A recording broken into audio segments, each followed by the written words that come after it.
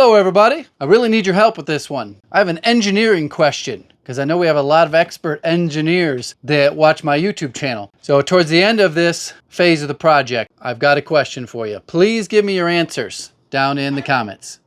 My goal for today is to get these rails mounted to these pipes here, posts, and then get this wheel mounted.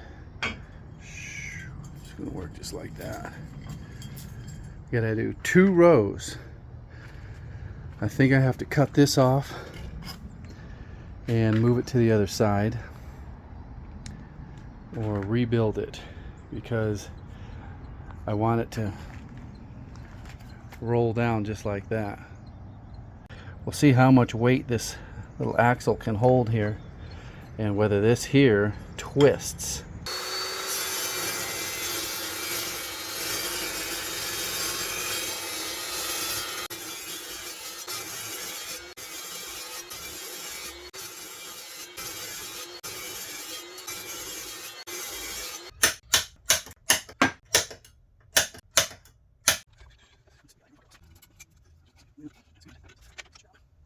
I'm going to try to get it all in one go with a 3/8 inch drill bit. That is just slightly oversized the 5/16 hole that would be an exact fit. This isn't an exact science here, so I need a little bit of room for error. Normally, I would start with a smaller bit. So if you've ever done this before, you know that it's always good to throw on a welding glove in case that thing catches and starts spinning.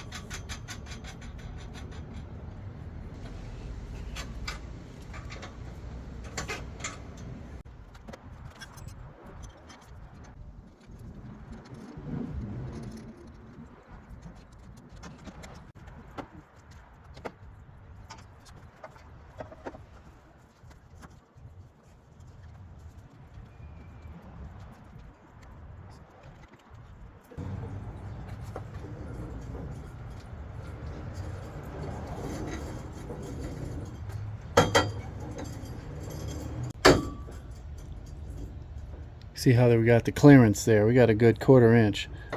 So this can't even go over and hit that the angle iron there. I'm liking this so far.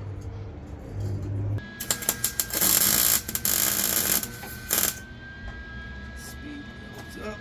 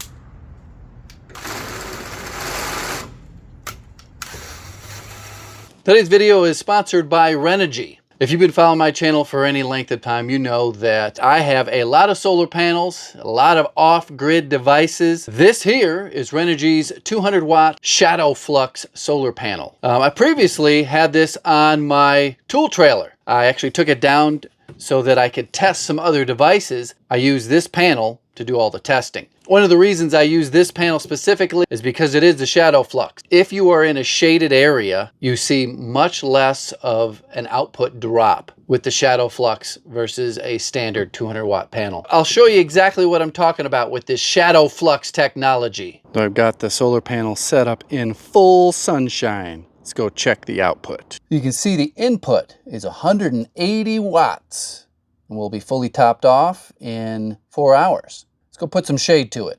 So right now we got a little bit of shade. Let's go check the output.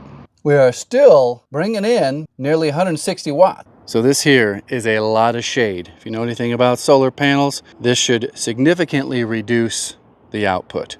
But let's go check. Still bringing in 122 watts of solar. That's almost unheard of with traditional 200 watt solar panels. I'll put a link down in the description where you can go pick one of these up. I'm also curious, do you run a solar system on your tool trailer, your work van, or your work truck? What are you using to keep all your tool batteries charged on the go?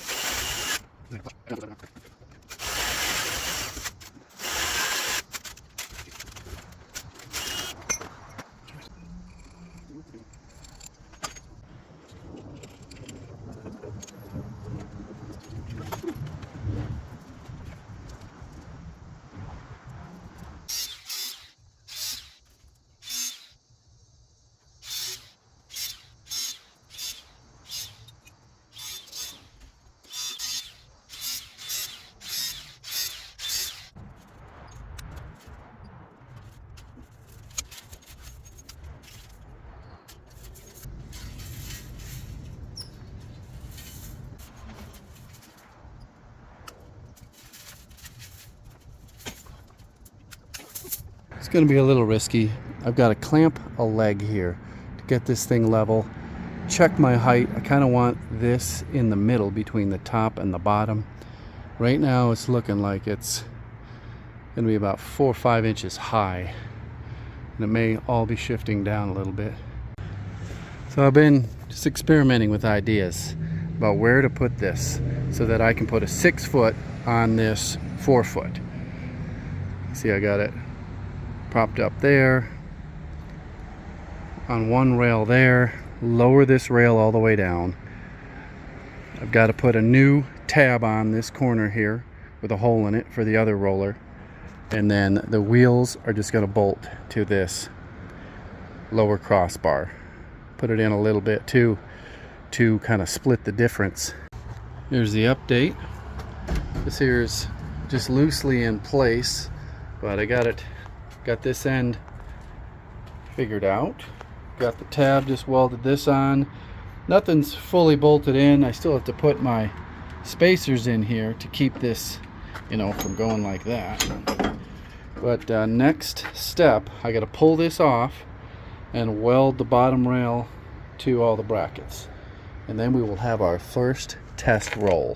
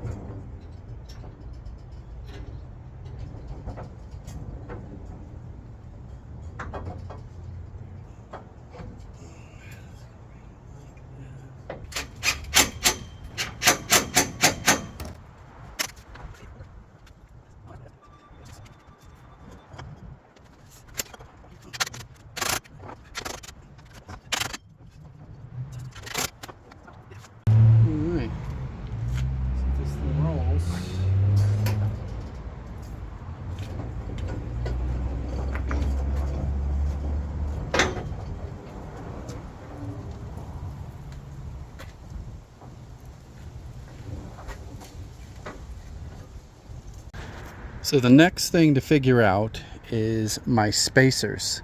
This is just temporary, locked in place there. The actual fence has to fit between here. So this is going to have to extend out quite a bit. Take a look at this distance here. That's how the spacing's got to be, that plus, you know, a little safety margin so it doesn't scrape. Down here at the bottom, you can see I got to get my spacer in there to hold the bottom of the rolling gate out. There. So I got to figure out how I'm going to mount my fence material to this metal frame. So the idea here is drill holes in this and mount a 2x4 here. Maybe that'll kind of splint it so that it stays straight, so that I don't have a swervy gate. Typically, these things here are not all that great to use on a higher end fence because they start going like this. Cedar is much lighter, much straighter, but also a lot thicker.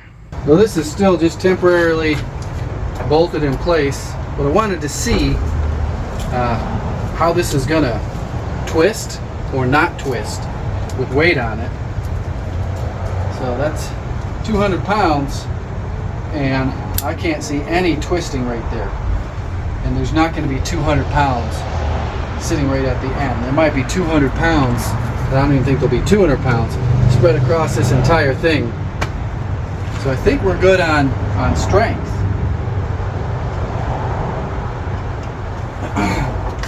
This will all get firmed up too once I get all the wood screwed to it. Still brainstorming on how to attach wood here, and I also got to come up with another cross piece. Still working that out. How do I attach a 6-foot privacy fence to that metal rolling frame? It's a conundrum. Only the most elite engineers can come up with a solution to this problem. So please, put them down below. How would you attach a 6-foot privacy fence? Keep in mind that gate is 16 feet wide exactly. Make sure you're subscribed and click that like button. Goodbye. Daddy, if you want to get that thing down, you need to help us.